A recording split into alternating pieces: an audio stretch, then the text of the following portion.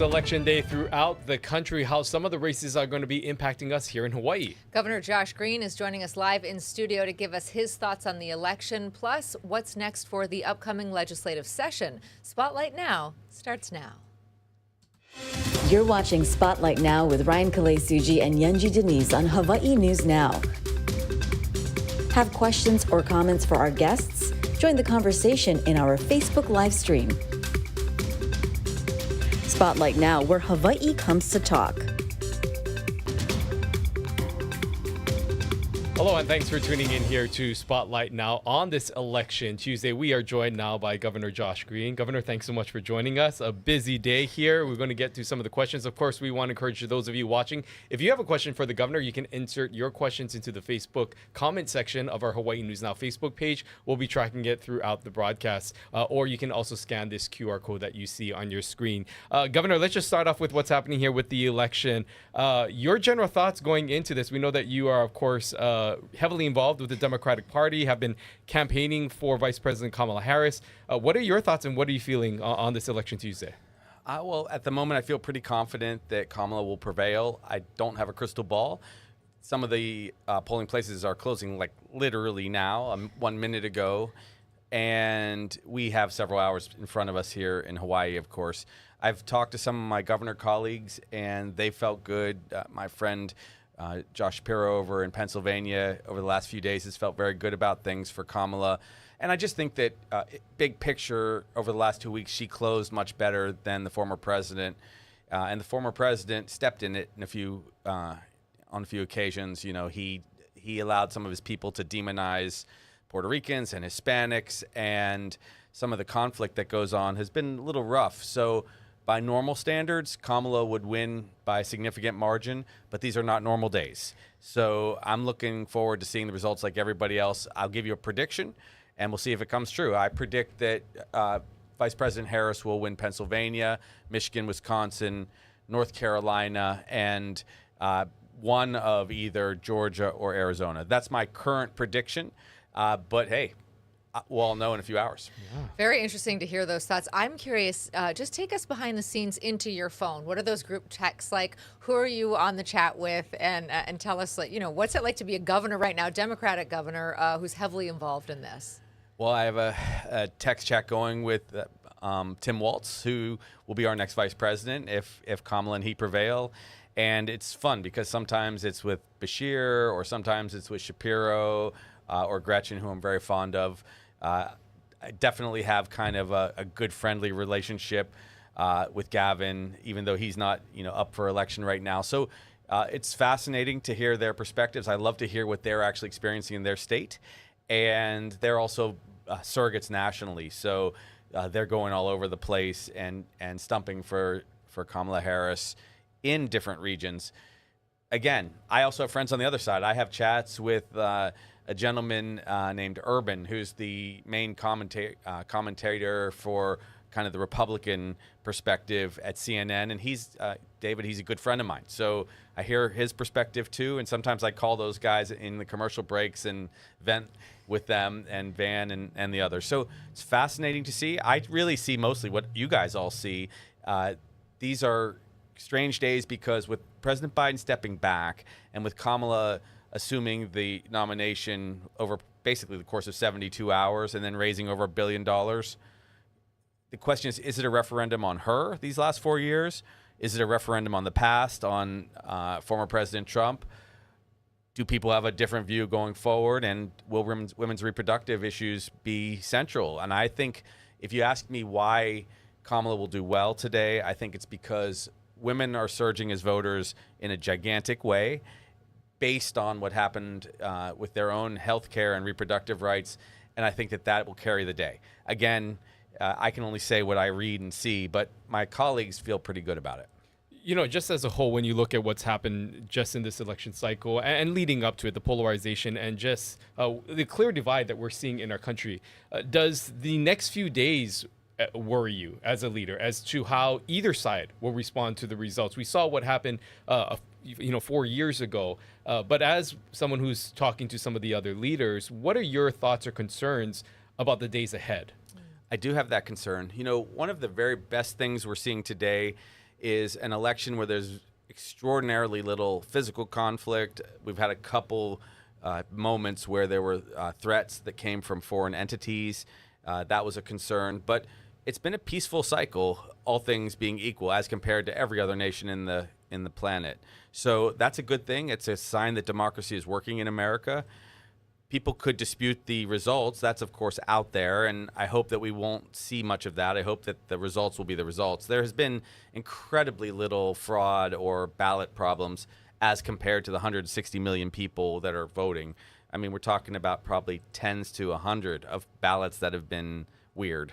But overall, it's a very, very straightforward process in America, and I think there will be peace. Now, having said that, there are some concerns in Washington, D.C. right now. Some of my colleagues have told me they're going to take extra precautions. Some windows are going to be covered up, and there could be a little bit of, I guess, antagonism between the two sides if, say, one of the two candidates really goes off after losing. I don't think you would see that from Kamala. I can't say for sure how Mr. Trump will respond. I hope that we will unify our country because we got really big issues to deal with. And I also think that the foreign questions, the international questions, are super big right now. And we can't afford to let the Middle East sink deeper into conflict. And we can't afford to let Putin push too hard and overtake Ukraine and NATO or put pressure on NATO. These could cause widespread war. So I'm worried about that. We talked about the group chats that you're in, the group chats that I'm in, far less high profile or interesting, but there's a lot of chatter in the political class about your political future should Kamala Harris prevail. Can you answer this once and for all? Will you leave us for a higher post if you were, let's say, appointed to a cabinet position or offered that? Has to be tempting. I mean, it's flattering, but I'm not going anywhere. I'm going to run for re-election in 2026. To continue to be governor of Hawaii because people have been so good to me and Jamie, and we love our state. So I'm committed to staying here as governor if people will have me. We did get very good news recently. You know, our polls have been good. We check polls nationally and locally, and we always check our own numbers. So people have been very supportive, almost the same numbers as when we ran for election and had a little over 60% in 2022. So I intend to stay and run, and I don't even know if they really need me over there. There's a lot of great people. Someday, in the distant future, I want to continue to be a leader in healthcare, but I have a wonderful responsibility here through 2026 and then beyond if people will have me. Let's focus the attention here to the local races that are happening. Are there any races that are happening that you're keeping your eye on, things that you think are going to be important to watch, especially as you look towards your next legislative session? There are. The biggest one probably is the mayor's race on Big Island. Two really good human beings. You know, Mayor Mitch Roth has been a friend of mine going way back to when I lived on Big Island. I supported him, although I don't get particularly involved in races too much, but I supported him. Kemar Carvalho has been a terrific healthcare provider, and he actually runs the organization that I worked at when I first came to Hawaii, the Bay Clinic, I believe. So there's a lot to offer from both of those candidates. But Mitch was my guy because I've been working with him as governor. And as lieutenant governor, I also worked with him when we were going through COVID. So that's a big race. The governor has to rely on the mayors to ratify some of our collective bargaining. So it's a big deal who the mayors are. Also, we have to have priorities that are, kind of in sync. Now, I think I would have the same priorities with either Mitch or, his opponent. So I can't imagine a big battle there. So I'm watching that one. I'm watching the Senate race with Brent Noah and his opponent, a very good human being. We'll see if he's got enough clout to pull off an upset there to oust an incumbent. Cedric Gates is someone who is in a tough race over on the the west side. So these are some of the elections. I'll be frank, I'm watching the national election much more closely because I know that the amount of work I have to do with the federal government for the recovery on Maui, for large appropriations that come to Hawaii is a big deal. And it's very nice to have the cell phone number of the president and the vice president. I mean, those are great things to have. And through the the process that we've gone through for the last 15 months, I've been able to be close to them. So that helps us, but I'll work with anybody. No matter who becomes president, I will work with them because Hawaii has needs. We have a major set of questions to address over the course of the next 5 years, for instance, for our bases. We have significant security questions going into the Pacific. So we'll work together on behalf of America no matter what. Okay. I'm interested to know, now is the time when you start to work on your budget. Of course, I'm sure that's something you've been working on for some time now. Yes. Have your priorities shifted? How are they different from last year? We saw the passage of those major tax cuts. That has to, of course, influence things. And we also see, the pressures from the condo insurance market and the homeowners insurance more broadly, but really condos in particular. Yes. So tell us what factors you're looking at as you start to lay out your budget. No, you laid out really our core priorities. Housing remains our top priority, and that means building housing. So we have 14,000 units now in the pipeline for this first term, which will help us quite a lot. A lot of affordable housing is being built. We've seen the groundbreakings and the cranes are all up, but that can't be the only issue. And also, because homeowners insurance has gotten so expensive and has been spiking, we need to actually bring that down. And so the task force has been working on this. I feel pretty strongly that we're going to have to create a special kind of a fund that insures us against these spikes, and then cut a deal legislatively that the increases can only go up incrementally. They can't jump like 100% as they have.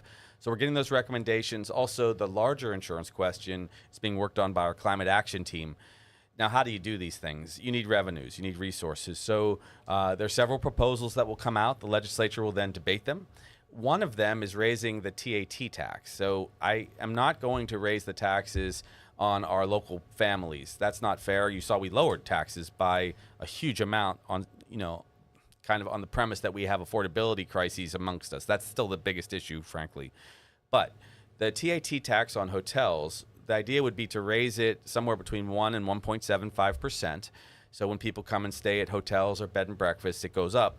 But we share some of that money with the hotel industry so that they can restore beaches and beach parks, make it more extraordinary than ever before to come and visit. So revenues go up.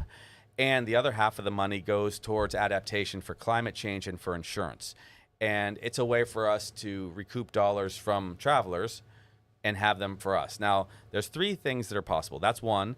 The other one is to take monies like the interest off of the rainy day fund. We have $1.5 billion. As you know, I line item vetoed a lot of dollars a couple years ago to make sure we had $1.5 billion in the rainy day fund. We have not had to tap that in spite of the very serious challenges on Maui. And that generates about $60 million of interest every year. That money is another possible pool for us to put into this model. And then finally, the third one is what we've always talked about, or I've talked about, is the climate impact fees. And they're more complicated to do, although, as you know, I feel strongly they're a good idea. But the difference between doing TAT tax increase and climate impacts fees are modest. They're pretty similar. We just need resources so that our local families can get insurance, so that we can deal with climate change, and frankly, that everyone agrees to the policy. So when you're talking about that first and final option, right, with the increase to the TAT or to this climate impact fee, it would really be either or. You're not looking, or are you looking to do both? I would be really surprised if we did both. If we did both, it would be more modest on each front.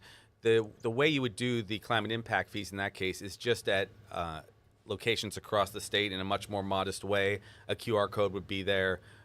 Local people would not have to pay it. We would have that set up so that it was only for those who were traveling and having a big impact. The TAT is the simplest thing to do. It's probably the most lucrative. If we raised it 1.75%, we would bring in over $150 million per year. You can take those monies and reinvest them in large projects, which is good. We've seen some big things happen, like houses fall into the sea. There's definitely a significant threat to Waikiki's beaches if we're not careful. So I think that's likely the best way to go. And I'm in conversations with the tourism folks, the hoteliers. They've been very generous, really good people talking about it. At the end of the day, we have to do something. We could just simply take monies from the general fund for environmental needs and rely on our tax base as it's been. But I like the idea of having a nexus between the impact that travelers have on Hawaii and the monies that get invested back into the industry. So that's the one large policy piece that we didn't pass in our first 2 years. We passed the big tax break for people on affordability. We put billions of dollars into housing. We've done a lot of work pretty much daily on the recovery after the wildfire. There have been really big policy successes, but that impact fee or that climate question has eluded us. And so I put some of the best people in the state on the problem. Chris Benjamin and his team, they're running the climate action team's work. We've got a lot of deep research into why you do these things. We also are seeing other states and countries do this, like in real time. So I think we've got to do it because the world's gotten a little bit rougher as far as climate change goes. I want to go to some of our comments. There are a couple here referencing the healthcare workers. Terry Lee saying Maui healthcare workers need help. Another viewer asking if you have any comment about the healthcare worker strike on Maui. We do know that Kapiolani Medical Center was in a pretty contentious strike situation for a time, brought in those travel nurses and all that unfolded there. Now we have a start of a strike yesterday on Maui. Your thoughts on what's happening there? Yeah, so first of all, I'm really close to the nurses in the system statewide, but also in Maui, because I ran a medical group for a long time that worked with the nurses on Maui. They're going to reach agreement. That's a Kaiser question, and Kaiser is a private entity. But we have to continue to pay nurses well and to deal with their burnout, and that's the question. Now, we wrestled with this just a month or two ago, and the circumstance with Kapiolani was there was an impasse over salaries to a degree, and there was an impasse over the ratio that the nurses would basically have to cover daily. They worked out their differences. At the end of the day, I did intervene to a degree. I brought in the federal mediators with both of their permission, and they settled that thing within like 3 days. I'm perfectly prepared to do that again if necessary, because I don't want this 3-day strike on Maui to extend. There has been a bit of a history with some of the Maui workforce because the behavioral health professionals here on Oahu that work for Kaiser were on strike for a long time because they were really short-staffed. I will help if I can. We were successful, our administration, in getting the first impasse taken care of. And then you also saw there was good news, and I'm really grateful to Local 5 and to the hotels for coming to an agreement for housekeepers. But you can see how things are getting quite expensive for everyone.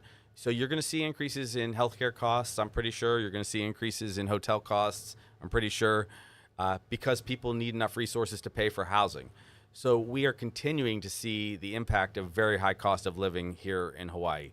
We had the ranking the other day that Honolulu is the best city to live in, but the one outlying problem that we still have is cost of living, and especially housing costs. So we can't build housing soon enough. That's why we're still under emergency rules for us to accelerate some of these developments. But if you're going to pay people 80 or 90 grand to work at hotels and benefits and have some ratios for different staffing assignments, you're going to also see tourism costs more and so on. Now, they made a good case because the hotels did make a lot of money. Room rates were up. But on the flip side, there has to be balance. And so I'm going to try to make sure we achieve balance. The problem, though, is as salaries get up in different industries like to $80,000, $90,000, the other groups of workers who are making, say, they're nurses' aides and they're working at long-term care facilities making $15 or $18 an hour, maybe even $20 an hour, it'll be very hard to get people to work in those settings if they can make twice as much at a hotel. It'll be very hard to get teachers to start at $50,000 if a nurse is making $130,000 or a housekeeper is making $78,000 or $80,000. So there is going to be a challenge that we'll have to all address, and that's probably going to mean that we have to rely on resources coming from the mainland, which is where most of our budget comes.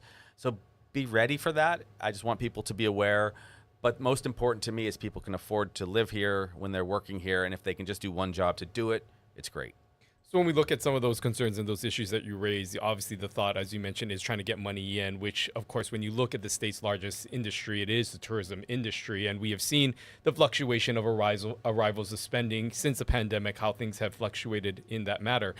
Looking forward and relying on the tourism industry, what other efforts do you think the state can look towards? Because, we've had conversations about sports tourism. When we were in LA together, you mentioned a few things. What other things do you think the state could do to help bring more people in so that we can afford some of the things and the initiatives that you're speaking about? That really is the billion-dollar question. So the good news is our growth has remained steady and been going up, even with the Maui wildfire, even with the pretty flat tourism numbers, because the revenues have been steady. People are spending more when they come here for vacations, and we're seeing some recovery from Japan. We're seeing definitely upticks from places like Korea. That's important. We have to have a building boom. Without a doubt, that's going to bring a lot of revenue. That means that construction folks and trades guys are going to make a lot of money, and they'll be able to afford to invest in housing. So it's a self-fulfilling prophecy as long as we're building. Now, on some of the augmented tourism issues, yes, we have the Los Angeles Rams, for instance. They're going to come and start doing their some of their training over on Maui. I'm courting the Raiders and, of course, other football teams and basketball teams. We've got to deal with the Clippers already. We may add another basketball program. The stadium, which we are right now in the process of having some people come to us as suitors to help us with the project. We'll talk about that when they're ready to talk about it.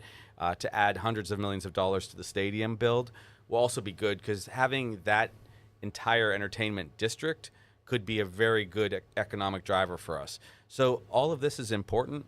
Also, we are expanding what we're seeing from the military as far as building goes, and that also brings revenue. But at some point, it does become finite. And so we have to get ahead of the housing crisis so that housing prices come down, so that we don't see this kind of inflated challenge for wages. Again, we're catching up. A lot of wages compared to the mainland don't meet our needs when costs are taken into account. So I'm going to have to keep raising salaries for the workers that I deal with, some of the government workers. I'm going to have to keep fighting for healthcare salaries and firefighters and so on. But with all of those costs come extra concerns. And what I've been telling my team is there are kind of three different roads that we could see for Hawaii. If we do well with our economy and housing, we'll see our population again increase, and we'll see more economic growth, and our local families will be able to stay here. If we don't build enough housing, costs will continue to go up. It'll become a place where really only the affluent can stay, and that's disconcerting, because that's not what we're about. We really want local families and our culture to be sustained. So we have to stop that and build housing. And then the third one is, if we utterly fail to deal with the global community that wants to all come and live in Hawaii, and we see a gigantic surge in costs, the population will decrease, because we won't be able to maintain enough services, and we'll lose local families. So those are three possibilities. My job is to do all that I can to have the first scenario be achieved, which is have growth, have our kids come back when they come back from college. I got a senior in college, in high school right now, going off to college next year. God bless her, So Maya will go, and I want her to come back for whatever, for a job, for medical school, whatever she wants to do. Everyone's in that same boat. So we will see. I think that if everyone gets on the same page and we build housing and we have a good relationship with the military and we are one Ohana, we're going to see that first scenario be achieved. And I think that's what people would mostly want. You mentioned the stadium, the number one tenant there, of course, University of Hawaii. Tell us your thoughts on the University of Hawaii new president pick. Have you had a chance to talk story, to meet with her? What are your impressions? And what are your thoughts with that pick? Because that was somewhat controversial. A lot of folks felt like they wanted someone who was kama'aina of this community.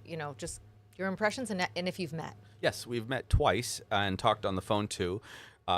Very impressive. I mean, Professor Hensel, Dean, also super impressive, extraordinarily smart, has a good awareness about Hawaii. They did interview, it turns out, a lot of people from our local ranks. In this case, the Regents chose these two individuals to be the finalists. I met with both of them. To tell you the truth, they both had very strong qualities. Professor Hensel, she also has a place on the Big Island, so she's been coming to Hawaii for a very long time. She did impress me that she understood our culture. Now, a lot of people still wanted a local candidate to prevail, and that was a discussion even to the last moments whether or not they should consider other people. I think that she should spend a lot of time with our citizens in the first 6 months in Talk Story. I've offered to be a part of that. Jamie and I would be helpful if she'd like. We will continue to introduce her around to everybody that we can. It's an interesting situation. There are a lot of local guys on her team. We will encourage her to keep them, of course. And sometimes fresh blood and fresh perspective also helps. I was able to impress upon her how much we rely on some of the federal grants that Senator Schatz and Senator Hirono and Representatives Case and Takuda come up with. They did a great job. Our congressional delegation, that's a big deal for us. I also did share with her that we're serious about this stadium, that we're serious about continuing to see growth in the student body. So she knows what we need, and you just never can tell, but I think it's a good start. Never can tell if a person's going to fit or not. I always told people it's usually the first 18 months when someone comes from the mainland, myself included, whether or not they're going to be a good match in Hawaii, whether they will be accepted by the Kanaka, whether or not they will be able to understand the value of culture here. Some people burn out, fizzle out, go back to the mainland. So we'll see. Just and quickly, as you mentioned, Aloha Stadium, what are the updates on that? We know this phase is where things are moving, but is there anything new that you can tell us about where the project stands right now? I can, yeah. We had a very serious meeting yesterday about this. And so, like I said, we're being courted. We have $400 million of state monies fully already in the budget to go forward with the project.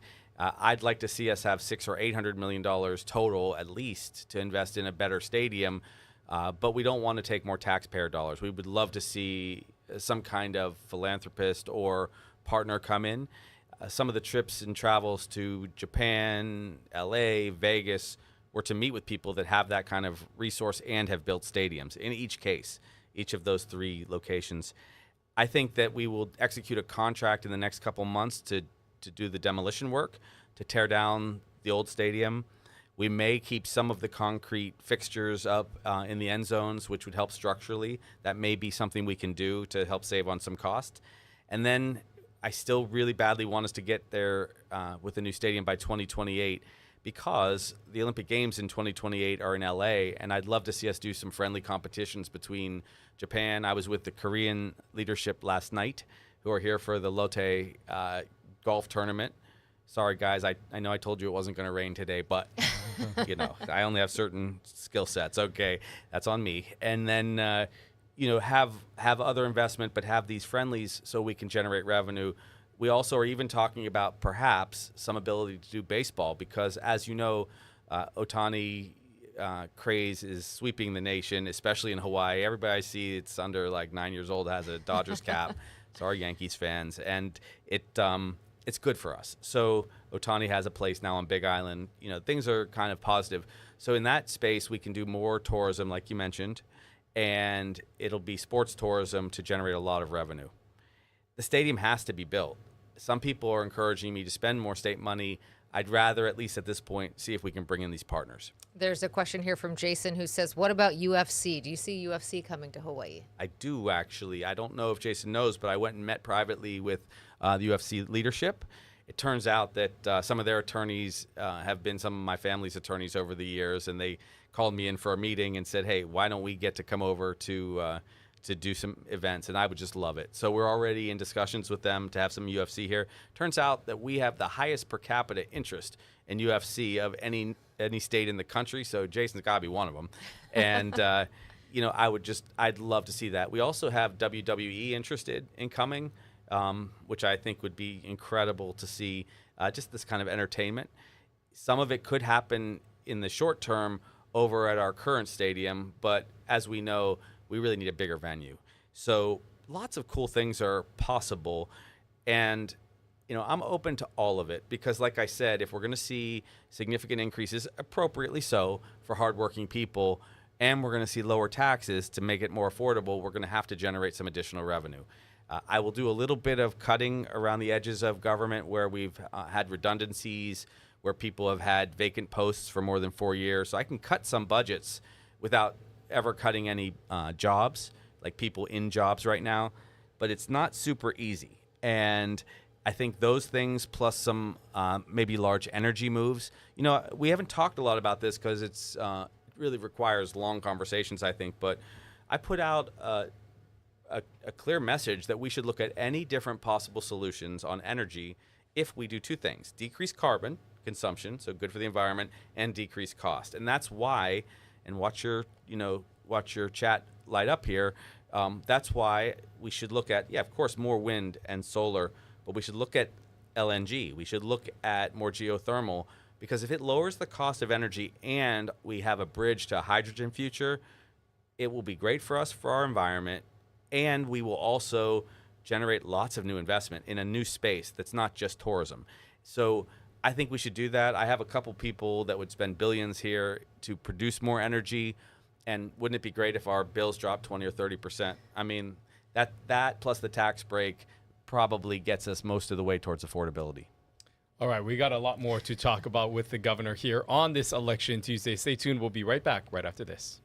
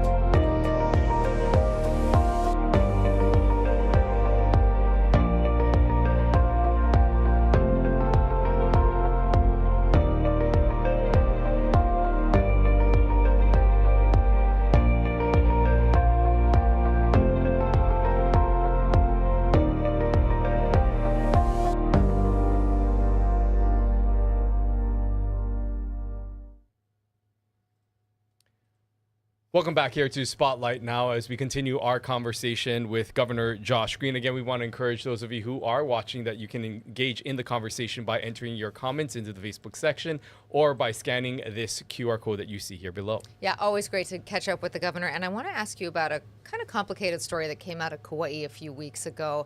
We know that there has to be a conversion from cesspool to septic, throughout the state by 2050. This is going to cost millions, if not billions of dollars. Right. and it's a pretty arduous process. It has to be done home by home. There was one such case, Mahealani Richardson reported on it here at Hawaii News Now, where there was some iwi kupuna discovered on a private landowner's site that was making this conversion. They had the proper permitting, and of course they discovered those bones. There was a lot of pain felt. There were some arrests that happened. They were able to stop down that project. But, if you think about this going forward, the head of OHA has said that she is concerned that we could see this again and again as these conversions start to happen. Yes. What are your thoughts about, we know that there are burial councils. There is a process in place, but it did not work in this instance. How do we handle this going forward? It's very challenging. It's imperfect, right? And there are a lot of iwi kupuna in a lot of the nearshore areas. So we're going to have to give people exemptions to not disturb any bones, probably in a broad way. We have to also, of course, make this transition based on statute heading towards 2050, which is very far out. One kind of area of thought is this is going to be its own industry, and it's going to become a large part of our economic growth, because these are very complicated transitions to move off of our current sewage kind of non-treatment system. You're going to get a lot of engineers. You're going to get a lot of extra labor. It is to many people, it could be what solar was in the last 15 years, which is a lot of new job growth. And you'd have to have experts to make sure that we're not disturbing cultural sites. But it's not an easy question, and we have a very ambitious, agenda to get there, so that we're not dumping sewage into the ocean, which is killing the coral reef and is obviously very destructive. It's a hard nut to crack. I would say people should be given a lot of latitude to pause on their projects until we can confirm that they're not going to disturb bones. What I'm hearing you say is could perhaps pit the environmentalist against the Native Hawaiian community, because when you say there could be exemptions near the shoreline, that's exactly where the environmentalists say these conversions absolutely need to happen. At the same time, we do know that many Hawaiians buried the bones in the sand. And so how do you get these two sides to come together? Because there are competing interests that are both very important. You know what? If that's a discussion that has to happen, that's fine. I will tell you, I have been on the other side of a fair amount of discussion and protest by both the environmental community and the Hawaiian community, and I just try to be heartfelt about it. But if those guys want to fight a bit, it's okay. I want to ask also about just what we're seeing with just overall waste in the state of Hawaii. When we've had the different mayors come on here, and it seems that waste and what to do with trash on each island continues to be an issue. We know that here on Oahu, they continue to look for a landfill. There's issues on the Big Island. Kauai also talked about that. How do we solve this problem? And, with just so much concern about sustainability and for us as a state and what we consume, but also realizing that we're running out of space at a lot of our landfills. Sure. So I'm a big proponent of waste to energy investment, and I think that is a worthy use of our resources, our expenditures, to convert some of that waste into energy. So wherever we can, and the H Power plant has been good on Oahu. We may have to do a lot more of that. There are going to be breakthroughs in kind of consumption technology, creating hydrogen, and so on. It's important for the future. A lot of smaller places have over the decades shipped some of their refuse elsewhere, but we should take care of our own responsible behaviors. And that means a lot more reuse, a lot more recycling, which we don't do very well at. And again, converting our trash into energy sounds like we're going to have to be focused on that. That means building plants that can do that, and it's not cheap. So we'll bring in private partners where we can. We get a lot of overtures from people to do that, and I'm game. We also have a technology called digesters, which digest biofuel and create extra energy. It helps us because a lot of that otherwise ends up in landfills, and it's very bulky. So that's a technology that people will continue to use. Again, the end game there is hydrogen and hydrogen power, which is clean. So that's called green hydrogen usually when you're using digesters for like biomass. A lot of these things are setting up a different energy future for us, which we know we have to have by 2045. So I think it's a good process to be going through, but we should be open to technology. I know we jump all over the place when we have you on, and I want to ask you about another priority of yours, and that, of course, is Kauhale. Yes. Where are you in terms of getting to the number? I can't remember. I believe it was about 30 that you wanted to hit. Yes. Where are you in that progress, and where can we expect new ones to pop up? Great. So we're really doing well with Kauhale. We have 16 completed. Another 5 in the next 2 to 3 months will be completed, so we'll be ahead of schedule. Originally, my goal was like 20. But we aggressively pushed this program, and it looks like we're trending towards 30 by the end of this term. 30 Kauhale, about 1,800 individuals with tiny houses over their heads, a savings of $500 million when you look at all the costs in and the costs that don't have to go out to people in the hospital, in the ER, which 30% of our ER visits, remember, have been homeless individuals. So great progress. We're expanding Middle Street. We are talking about building more out on the west side. There is some discussion, very advanced discussion, about doing it with some church groups, and that's been a good thing. It would be great, I'm sure, if you haven't recently, you may have had John Mizuno, who's dear to us and very into this project. This is his baby, also with me now, expanding to some of the church groups that are over there. We may do a land acquisition, an inexpensive land acquisition for about $850,000 to do another Kauhale in the rural settings. We do have to keep in mind, though, that most of the homeless concerns we've had are in the urban core, and the outlier for that purpose has been in Waianae, where they need a lot of help. We should honor Twinkle's tradition. We lost her, as you know, a couple months ago, and help them, James and his team. We should help them and be supportive of what they're doing up Mauka. Also, the camp that was Twinkle's kind of center of activity needs to be cleaned up and either improved and formalized or completely transitioned. That's also important because there has been overall a lot of turmoil in kind of the wake of her death. So lots of questions right now. We're going to be doing them on the neighbor islands too. This 30 includes Neighbor Island, Kauhale. We already have a couple up. Now you have to have an expanded one in Hilo because there's a fair number of homeless individuals. I will say this, that Mitch Roth and his team, they decreased homelessness by 12% year over year, which was pretty awesome for Big Island. We were flat for the state's numbers because we still have people wrestling with homelessness. I think you're going to start seeing significant decreases because when you start filling these Kauhale with 1 and 2 people in different units, it's great. Also, special shout out to Dr. Miskovich and the mayor, Mayor Blanchiardi. We are funding the services for the Kauhale in Iwilei, and they have 32 inside beds that are like essentially a de facto Kauhale hospital, and then 28 to 30 outside tiny units. And those are people that are really sick. Those are the guys that were on the corner with open wounds and, sleeping in their own feces and some really tough, terrible circumstances. And they've taken them in and cleaned them up. And, I don't want to get overly optimistic, but as I do my early morning pre-dawn walks, I'm seeing fewer people in that state in the urban core. Long way to go, and we're going to keep doing this until I'm out of office. Another project that is going to take a long time and could take your whole term is just what's going on with Lahaina and the future of Maui.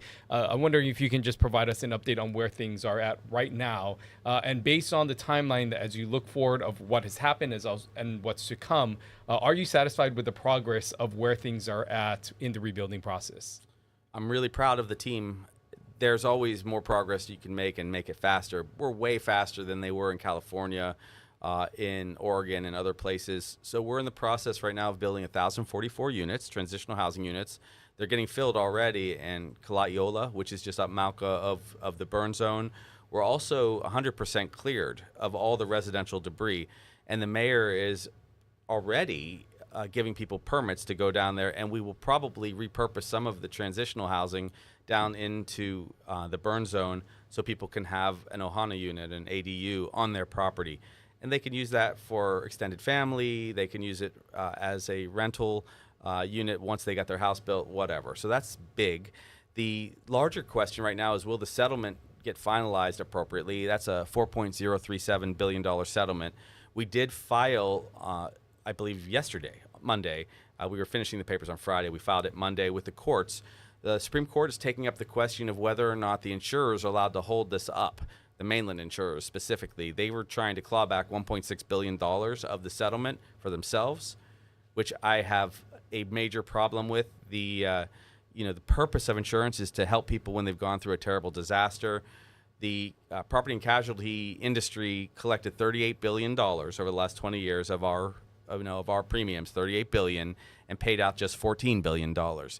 And this has, yes, been a terrible and tough year and a half period since the fire, but they have to pay those damages out, and it'll be over my dead body that they get to claw that money back from local people who lost their loved one or their house. So I'm fighting that hard. I hope that they will settle with us. I have a settlement offer out to them through our mediators. They should take it, because if they don't take it soon, and believe me, it's one heck of a lot less than that $1.6 billion, I hope that they'll lose with the Supreme Court and we'll just go forward without them. I don't want a war between the state of Hawaii and this industry. I think that we've done our part. It's been a very lucrative industry for the mainland insurers. We've done our part. They now have to do theirs. So that will probably get resolved in the next 6 weeks.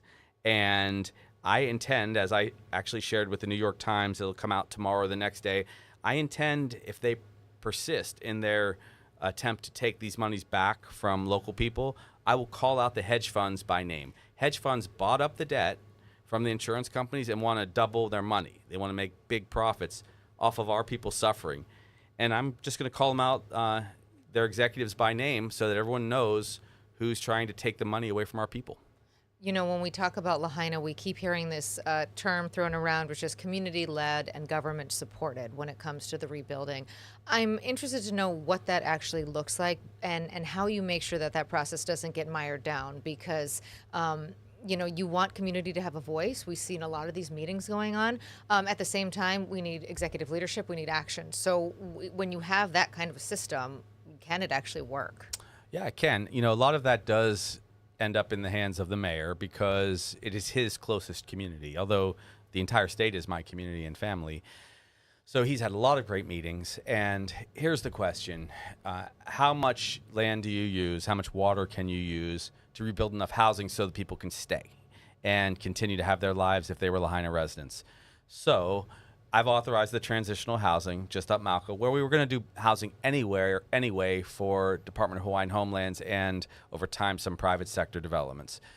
Also, we are in an agreement with KS, Kamehameha Schools, who want to do the whole Ahupua'a, and that has been a partnership because our team's work was to give back Moku'ula back to the community, and then up the mountain let Kamehameha Schools, where they have a ton of land, build some housing and also protect the environment, basically protect the water table. So that's happening too. So those are executive decisions, but they are consistent absolutely with the community input that's been going on for years, which was restoring water to people.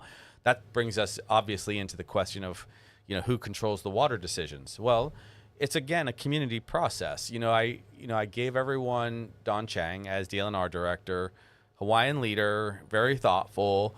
None of us are perfect, me especially, but I will say that she's been thoughtful about this process. And then the Seaworm director is new. That's Kira.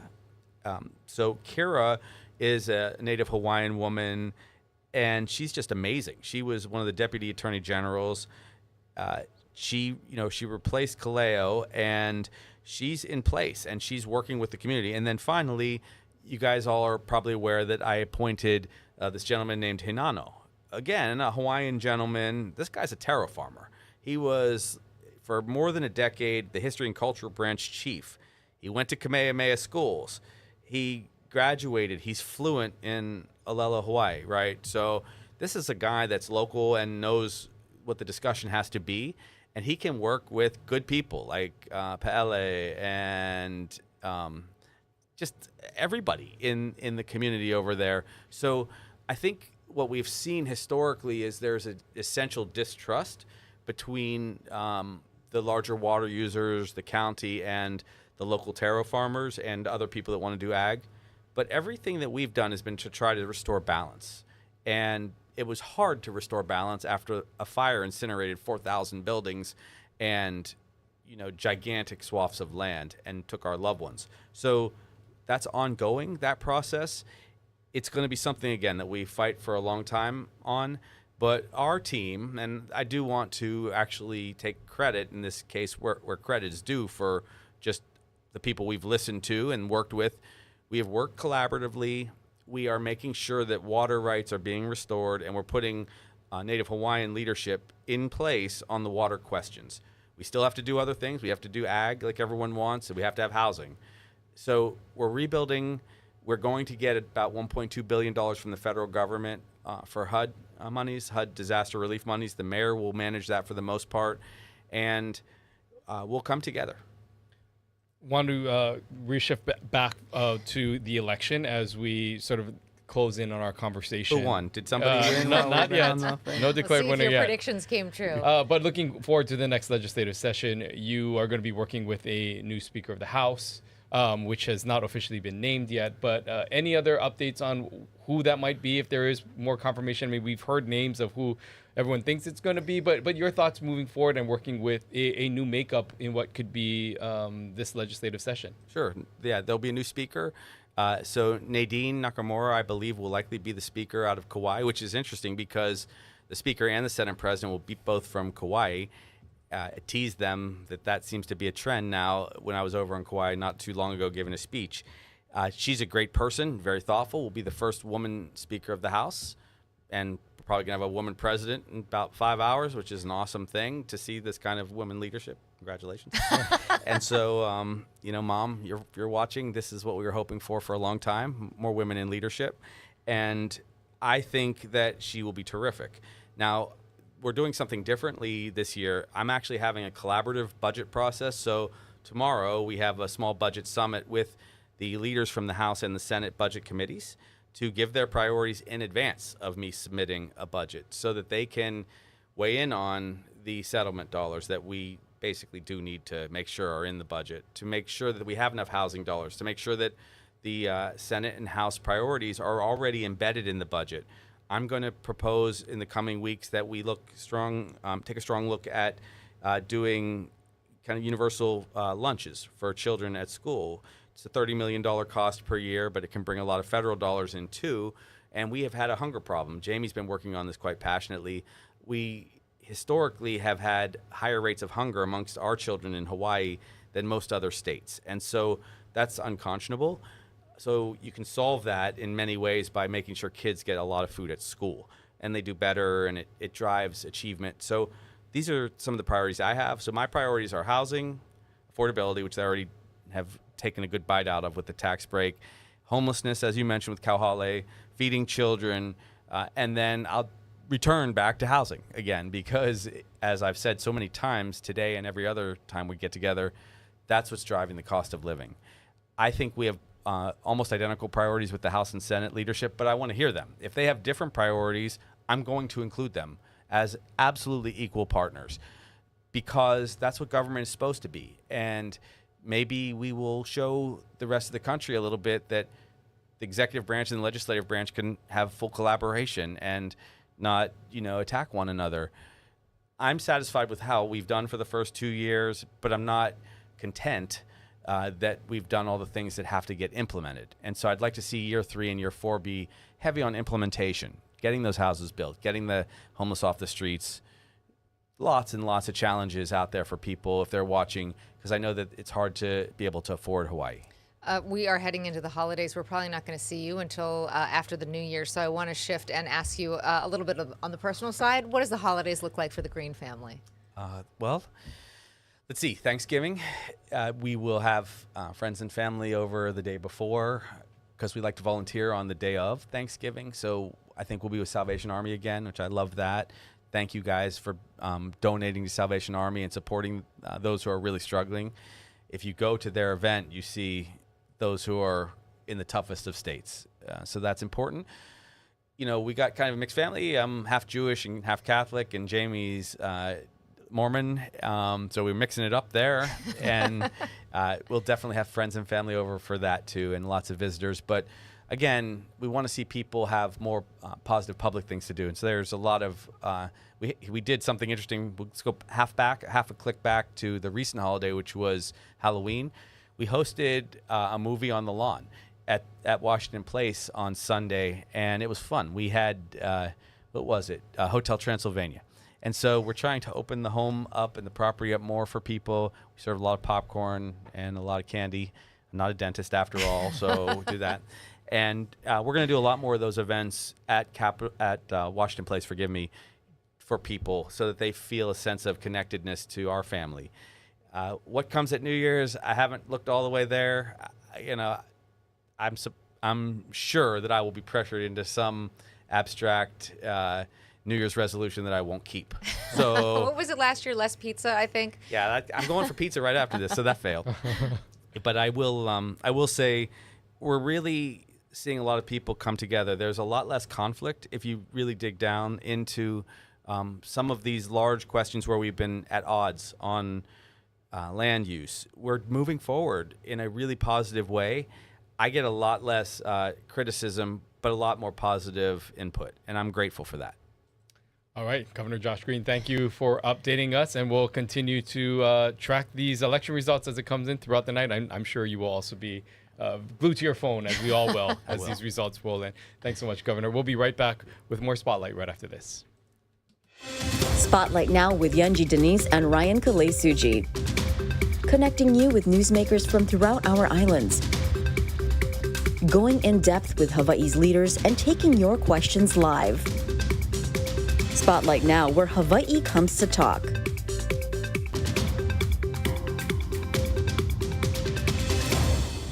And great catching up with Governor Josh Green there. We heard a lot from the governor as he prepares to enter his third legislative session. But we started off the conversation, of course, talking about the election. You heard a lot of confidence from the governor about the presidential results. Of course, a supporter of Vice President Kamala Harris. And the governor seems very optimistic, even listed some of his picks for what swing states are going to go which way. Yeah, he said that he's in the group chat with the VP nominee, Tim Walz, and also talking to various governors from some of the swing states, saying that there is a lot of confidence there. You heard here locally, he's really focused on Hawaii County Mayor, because he says the mayors are such an important partner for the governor, and also laying out a lot of legislative priorities. Interesting to hear that he's having that budget meeting tomorrow with some of the House and Senate leadership ahead of time. He says he wants alignment there before he actually presents his budget. And we heard some new things that the governor has floated around. Of course, he has been, for the last few sessions, trying to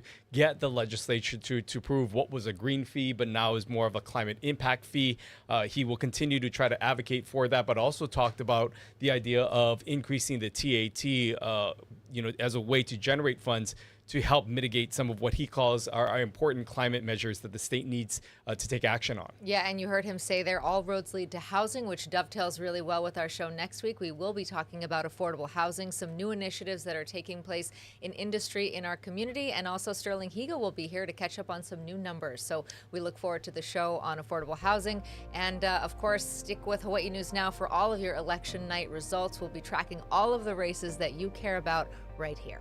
We're leaving now with a shot of downtown Honolulu as we continue to wait and see what these election results look like. Thanks for tuning in. We'll see you right here next week for another episode of Spotlight Now.